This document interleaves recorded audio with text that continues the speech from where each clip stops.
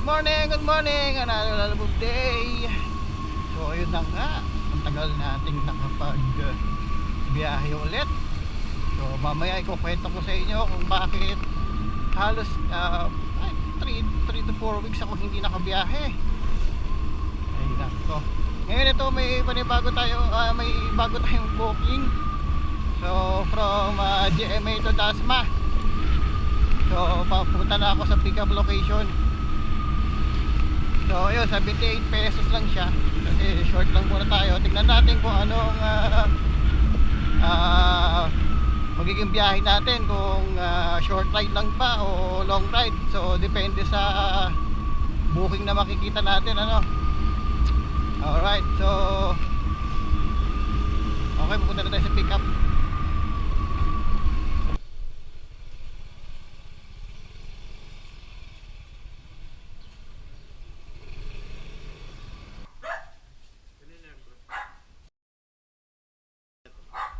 Papunta Dasma? Ito sir, gamot lang. Okay, this. Ay 78. Ay, maraming salamat po. Okay, picture ako muna ito. Ay, sige po sir. Sige po. Alright, so nakuha na natin yung item. So proceed na tayo sa drop off. Hindi na muna natin siguro sasabayan. Malapit lang naman.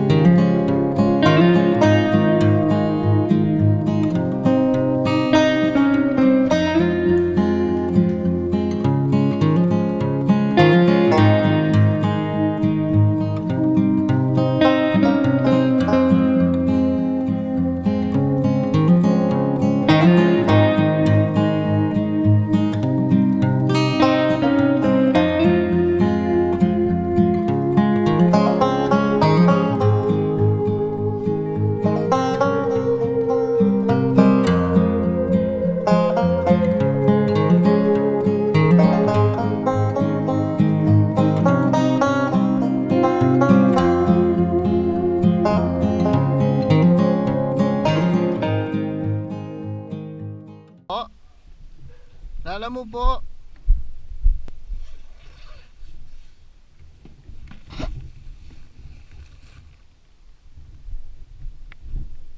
Picture lang ko lang po.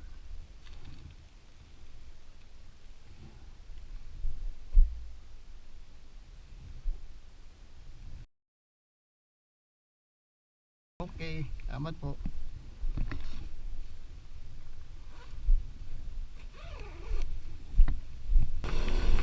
Ayan, so na-drop na po natin yung item. So hanap tayo ulit ng panibagong nating booking. Nakakuha tayo ng panibagong booking natin. So from Dasma to Gentry, ang price niya ay 115. Okay, so papunta na tayo doon sa pickup location. Tinatry nating tawagan yung CS natin pero wala, hindi sumasagot. So puntahan na lang natin to. Alright, so update tayo pag nandun na tayo sa sa pickup location.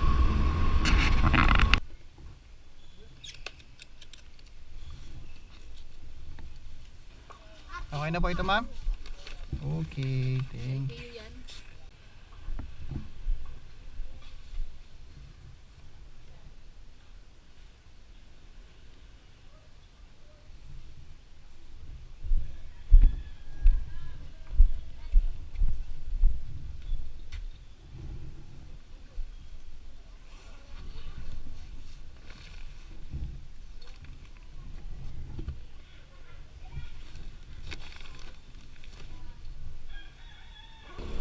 Ayun, so nakuha na natin yung item.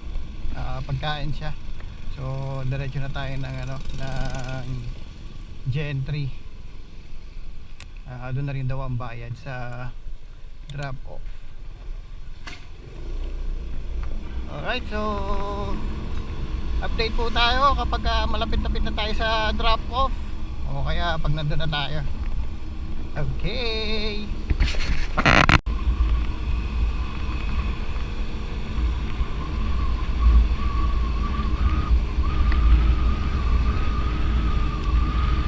So yun na nga so hindi tayo nakabiyahe mga 3 to 4 weeks. Meron tayo kinasikasong small business natin. So ayun nga, so siyempre hindi naman natin pwedeng i-ignore yung ating mga client natin. And at least meron tayong isang business pa na small pa lang naman siya, maliit pa lang, na dapat natin asikasuhin din. So kaya hindi muna ako bumiyahe.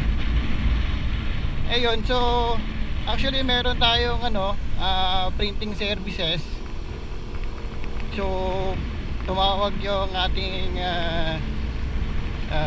client, no? So 2 taon na natin silang pinaprovide ng printing services. So actually ang nila is mga ID at saka lanyard. Ayun, so i-insert ko na lang yung video, mga ilang video lang yun, no, dito sa natin, sa journey natin. Ayun, so ayun nga, so nag-layout pa ako ng mga ID, nag-print tayo ng layout ng lanyard. Tapos yun nga, ginawa pa natin yung mga ID laces nila. Medyo may kakuntian lang naman siya, pero matrabaho din kasi. So tapos siyempre hindi lang naman yung school na yon. So nag-offer din tayo sa ibang school ng customized lanyard o personalized lanyard. Kasi hindi pa naman natin nakakausap yung school. So meron lang tayong kapitbahay na teacher. Yun ang natin, kinausap natin. So shout out pala doon sa kapitbahay namin teacher. Sabihin ko na lang yung pangalan lang, kay Ma'am Krisha, no? Kung mag-subscribe man siya. Ayun. So in-offer niya doon sa mga student niya yung personalized lanyard. And then at the same time, in-offer din niya doon sa co-teacher niya sa ibang grade level naman. So ayun, so marami tayong ginawang lanyard. So nagustuhan naman nila, kaya nagpagawa sila. And ngayon nga ito, ano ba ngayon? This week lang may tinapos tayong pahabol na lanyard din. So ibang grade level naman siya. So ayun, kaya ngayon lang tayo nakabiyahe. So ilalagay ko na lang sa description box yung ating page, FB page. So paki-visit na lang po at paki-follow. Ayun. So yun nga yun, kaya din tayo nakabiyahe.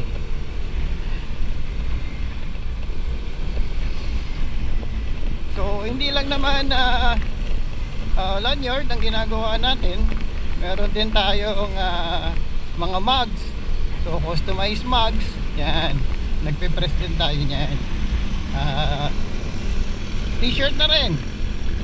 So wala pa akong kulang pa yung mga ibang gamit ko, kaya hanggang t-shirt lang po muna tayo yung sublimation natin. Ayun, so anyway, so pagka medyo nakaluwag-luwag tayo, magdagdag tayo ng equipment. Ayun. So sa mga souvenirs din, yan, paano din tayo niyan. Meron din pala tayong ibang services. Isama ko na rin yung ating photo booth services. Isa pa rin yun sa na kaya hindi tayo nakabiyahe, kasi meron tayong photo booth service. Yun, okay naman. Nandun na rin sa page na ilalagay ko sa description box. So visit na lang po yung page natin, follow na rin po. Ayan po, maraming salamat po in advance.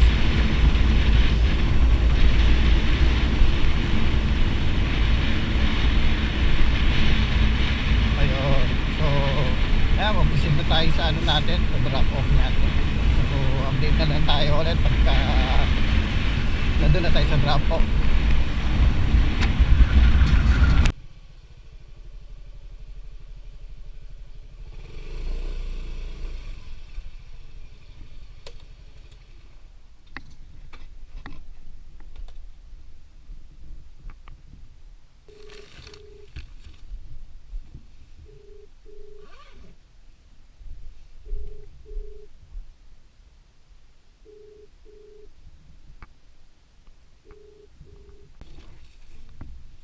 Thank you po.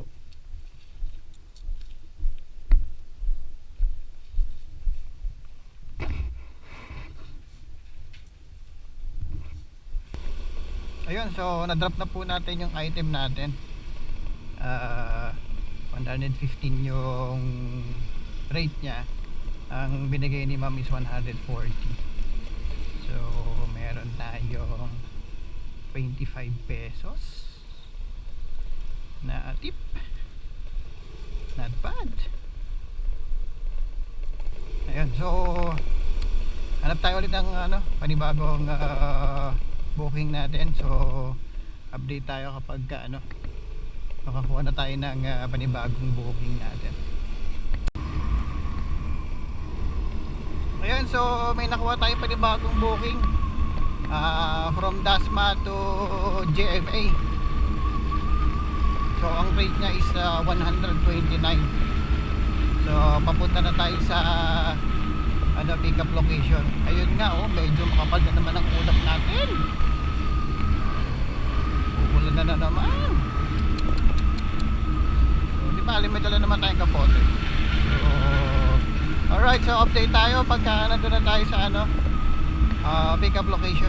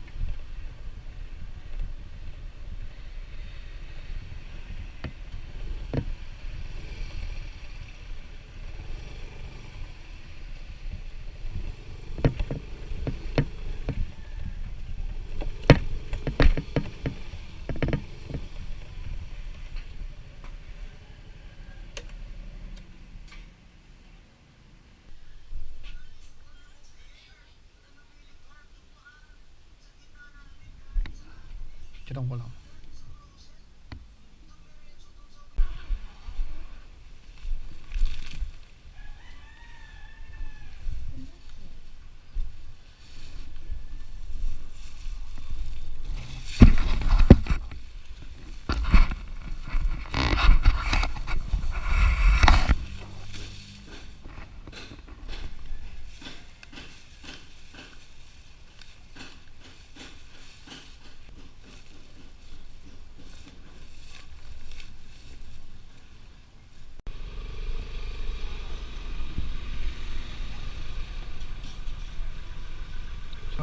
ayun, nakuha na natin yung mga item.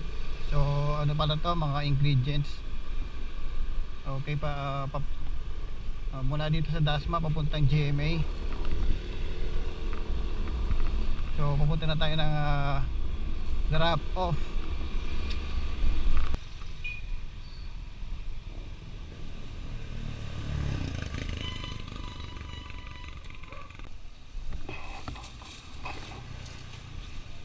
Ay!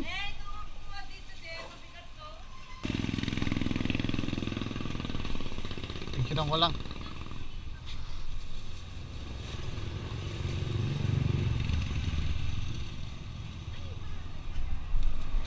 Magkano kuya? Ito po. 129. 129. Ay, maraming salamat po.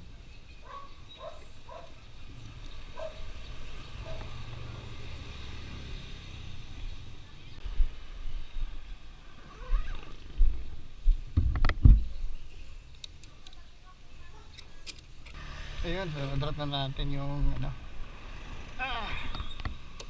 yung item. So hanap tayo ulit ng panibagong booking natin. Sa ba? 11:15. Sige po, update tayo pagka meron tayong panibagong booking.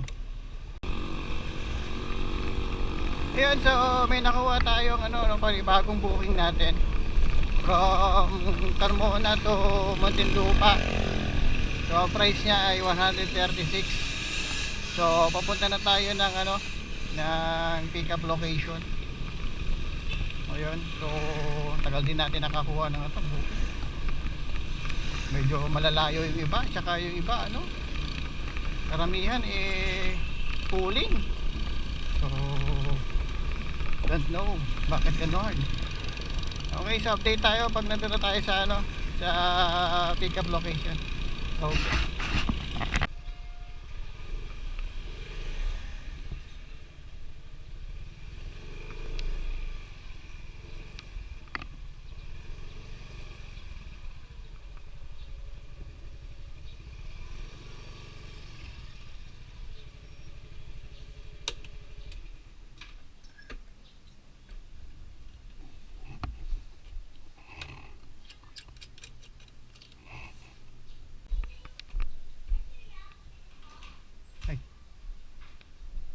Abo.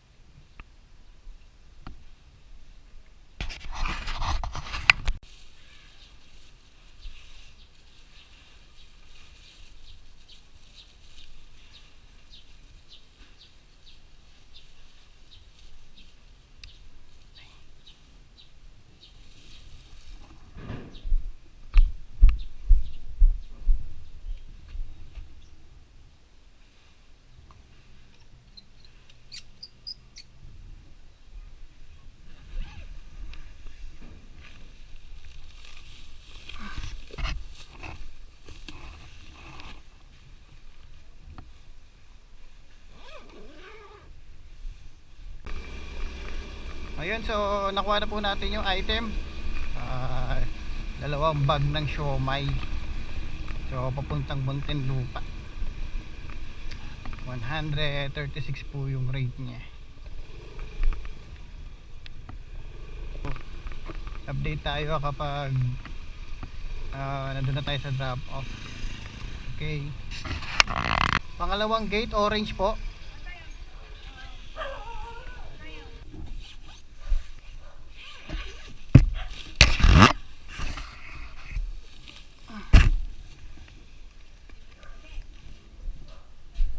Kaya mo tayo? Kunin mo muna isa. Ito pa.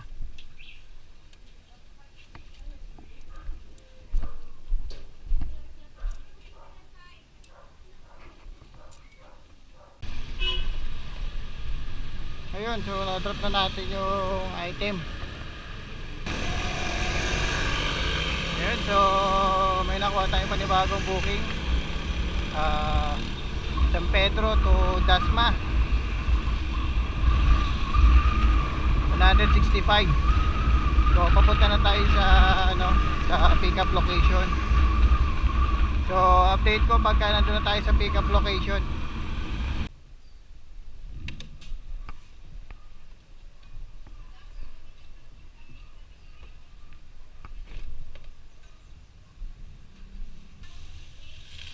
Kuya, plastic mo na pa. Baka kasi butang kayo.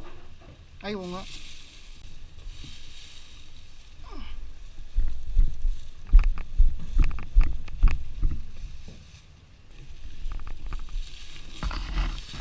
Yan.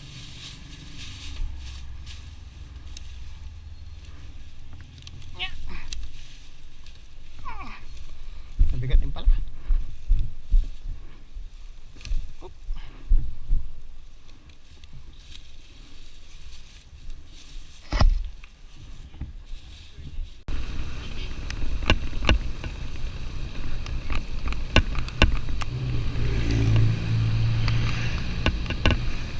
Ayun, so nakuha na po natin yung item. Dalawang box. Beauty product siya. So ayun na, umaambon-ambon na. So malamang aabutin tayo sa daan. Ayun, buti na lang na nagbigay sila ng ano, garbage bag para lang i-cover yung dalawang box. Mahirap na, baka mabasa.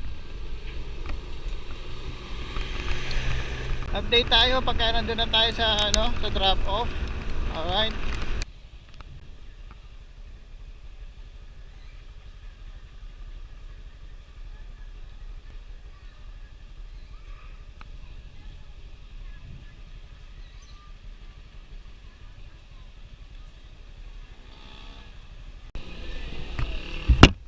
Ayun, so naibaba na po natin yung item. Ay, grabe talaga.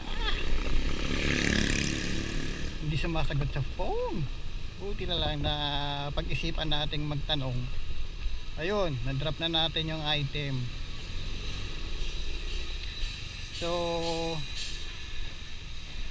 hanap na tayo ng panibagong booking natin. Okay, so update tayo pagka nakakuha na tayo. Alright.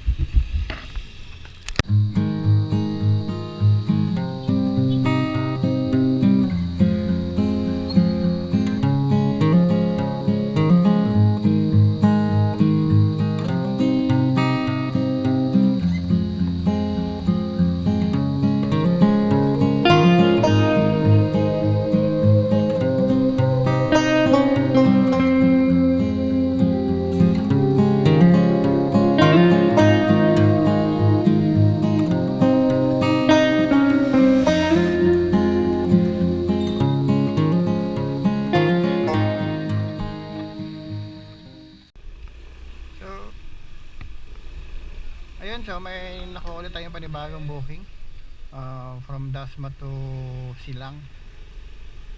So proceed na tayo dun sa pick up location. Frozen items daw siya, kasya naman daw po sa lalabag.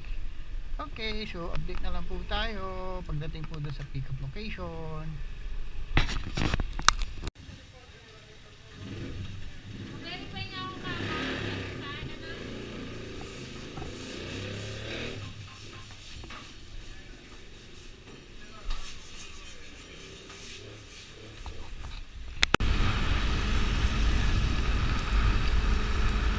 Ayun, so nakuha na natin yung item. Isang box ng frozen items. So papuntang Silang. So nandito na tayo sa Dasma. Hindi na natin ito sasabayan kasi baka matunaw at saka paulan. Medyo hassle pag umuulan. Doon na rin tayo maghahanap ng pauwi sa may Silang.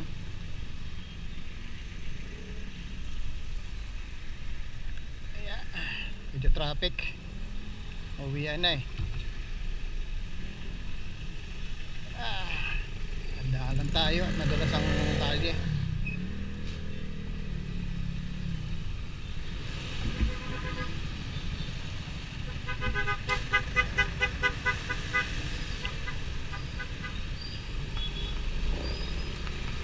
Ayun, so update tayo pag nandun na tayo sa drop off.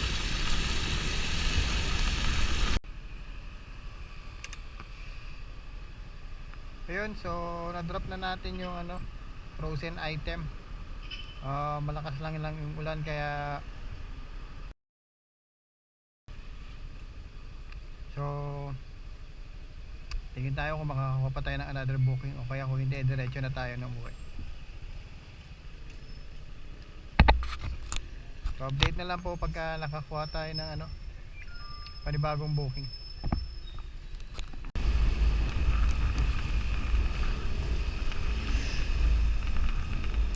Ayun, so hindi na tayo nakakuha ng booking. Nag-decide na rin ako na umuwi na lang dahil hindi rin naman maganda rin yung panahon. Baka lumakas pa yung ulan, mahirap na abutin tayo sa daan. So maraming salamat po sa pagsama sa ating sa ating biyahe sa araw na ito.